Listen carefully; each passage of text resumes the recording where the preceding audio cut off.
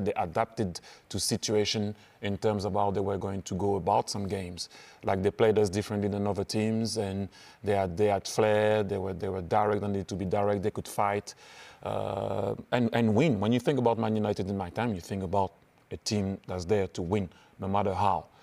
But I go back to what we're talking about. My time is gone, long gone. What's the DNA of the club now? What are you trying to do now? That's what normally should allow you to make sure that you can go and pick whoever's going to come to try to fit your way, and not having someone that's going to come to put their way in, and then another one come and then they try to put their own style, and then another one come and then they put their own style. So I give you an example of, I think we're all surprised when, in a good way, when Vincent. And you said before Arsenal played, let's see what happens after this game. So they dropped 2 points yesterday evening. Are you not happy, but 4 points, that must give you encouragement, you can sort of really go for it? I would prefer to be in the position Arsenal than in our position. I would prefer. If I would be in the position, the 4 points in front for the 20 games left, I will not be relaxed. Imagine being 4 points behind. I'm less relaxed. So still, I'll prefer to be in position Arsenal than I am.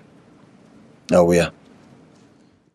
Manchester City's latest clash should have been remembered for its intensity, tactical discipline, and moments of individual brilliance.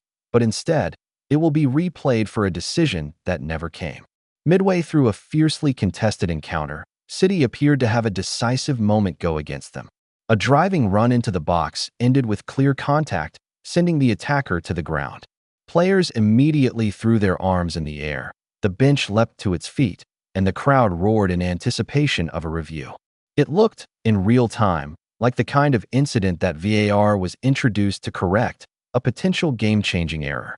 But as seconds ticked by, confusion began to replace expectation. There was no lengthy check, no pitch-side monitor review, no dramatic pause. Play simply resumed. Replays circulating on social media only intensified the fury.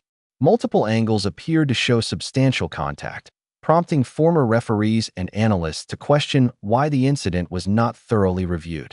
Pundits argued that if similar challenges elsewhere had resulted in penalties after VAR intervention, consistency demanded the same scrutiny here. Instead, the silence from the booth became the loudest statement of all. City players struggled to hide their frustration. Every subsequent decision was met with visible disbelief. The manager's animated reactions on the touchline reflected a deeper concern, not just about one call, but about the reliability of a system designed to remove doubt. Fans were quick to react online, with debates raging over whether VAR is being applied selectively rather than uniformly. Some insisted it was a clear penalty denied. Others argued that interpretation remained subjective. Yet, even neutral observers agreed on one point. The lack of transparency only fuels mistrust. In a league where margins are razor-thin and titles can hinge on a single point, moments like these carry enormous weight. When a pivotal decision is left unreviewed despite strong appeals, it raises uncomfortable questions about accountability and consistency. Manchester City may move on from this match, but the controversy will linger, not because of what was given, but because of what wasn't even examined.